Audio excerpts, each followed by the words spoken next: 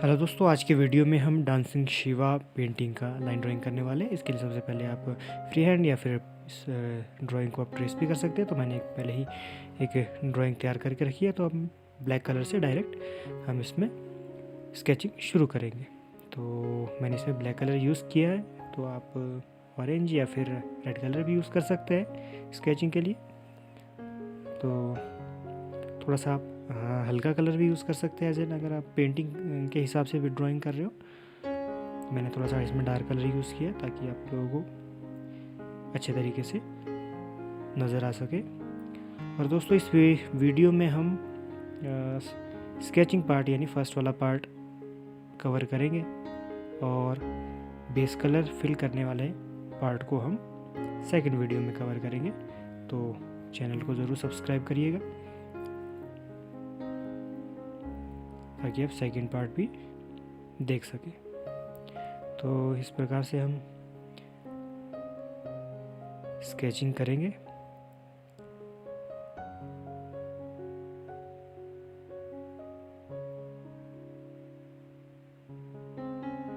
हालांकि ये first step है स्केचिंग का, तो इसके बाद अभी एक और स्टेप रहेगा स्केचिंग का, अभी आगे अभी हम देखेंगे कि वो किस तरीके से करेंगे। तो इस प्रकार से हम स्केचिंग करेंगे।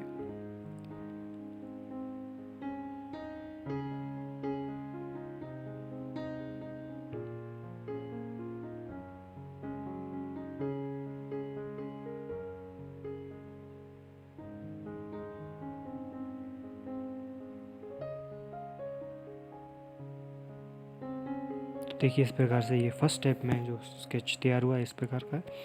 अब इसके बाद हम एक वॉश लगाएंगे उस स्केच में। और ये वॉश क्यों लगा रहे हैं, इसका कारण ये है कि अभी जो हमने फर्स्ट स्टेप में पहले पड़ाव में जो हमने स्केच तैयार किया उसमें काफ़ी कमियां रह सकती है।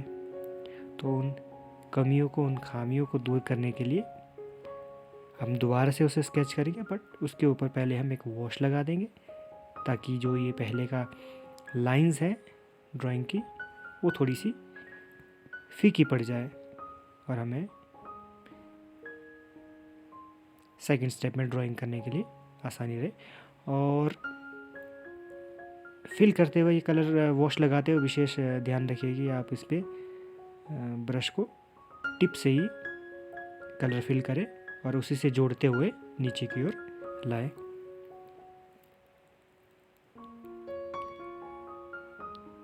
तो देखिए, इस प्रकार से हम इसमें वॉश लगाएंगे और ये इस तरीके से पूरी तरीके से सूखने के बाद तो नेक्स्ट स्टेप है, उसे कहते हैं घुटाई।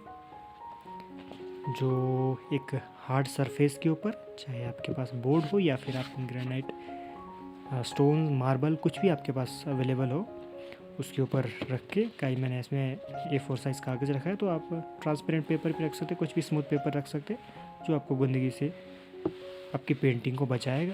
तो मैंने इसमें घुटाई करने के लिए कौड़ी यूज़ की गई है।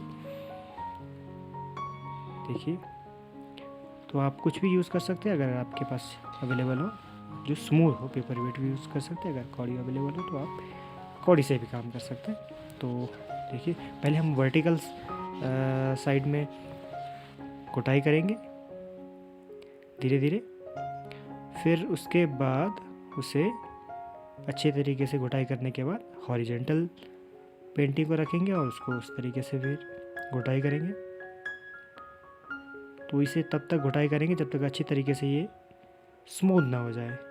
और ये कैसे जानेंगे कि ये स्मूथ हो गया, इसे जानने के लिए पेंटिंग को अपने आँखों के सामने रखें और सामने रोशनी की ओर रखें। और अगर उसमें शाइन आ जाए तो समझ लेना कि वो अच्छे तरीके से घुटाई हो चुकी है। बट बीच में अगर हल्का सा स्पेस रह भी जाता है तो उसे आप दोबारा से घुटाई करके उसे भर सकते हैं। तो ये इस प्रोसेस के बाद जो हमारा नेक्स्ट स्टेप होगा वो होगा करेक्शन करना।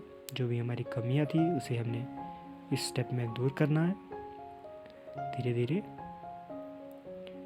तो जहाँ जहाँ लाइन में, शेप में कमी होगी उसे हम इस स्टेप में पूरा करेंगे। तो इस प्रकार से स्केचिंग करेंगे।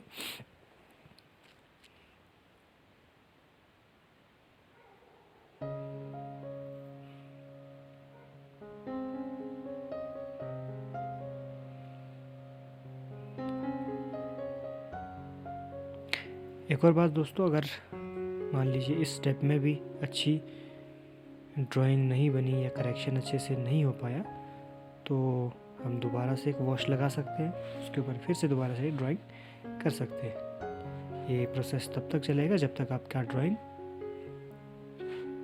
बहुत अच्छा ना हो जाए।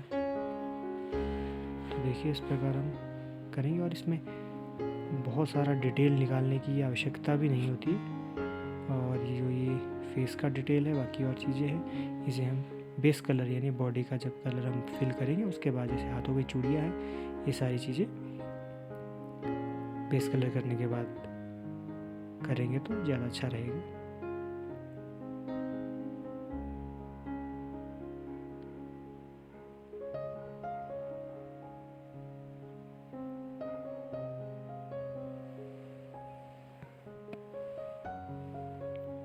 तो इस प्रकार से जहाँ जहाँ कमियाँ हैं उंगलियों में, हाथों में, तो उसे हम इस स्टेप में सही करेंगे।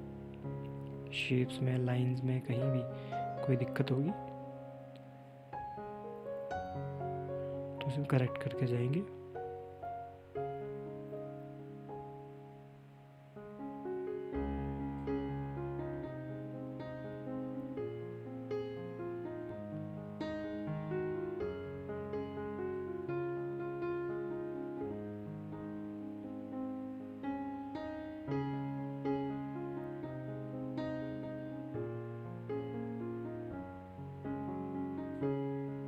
जैसे मैंने पहले ही बताया, इस स्टेप में हम जस्ट स्केचिंग पार्ट को कवर करेंगे, लाइन ड्राइंग पार्ट को कवर करेंगे, और बेस कलर वाले पार्ट को नेक्स्ट वीडियो में कवर करेंगे। तो जहाँ जहाँ करेक्शन की ज़रूरत है वहाँ वहाँ हम इस ड्राइंग को करेक्ट करते हुए जाएंगे।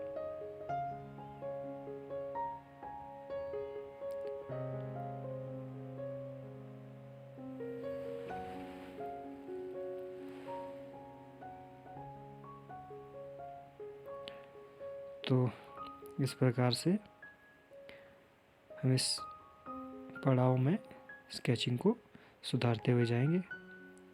तो देखिए दोस्तों, इस प्रकार से स्केचिंग का प्रोसेस किया जाता है। मैं उम्मीद करता हूँ कि आपको वीडियो से ज़रूर कुछ ना कुछ सीखने को मिला होगा, और वीडियो देखने के लिए आपका बहुत बहुत धन्यवाद। और अच्छा लगे तो लाइक, शेयर और चैनल को सब्सक्राइब ज़रूर करें। Thank you.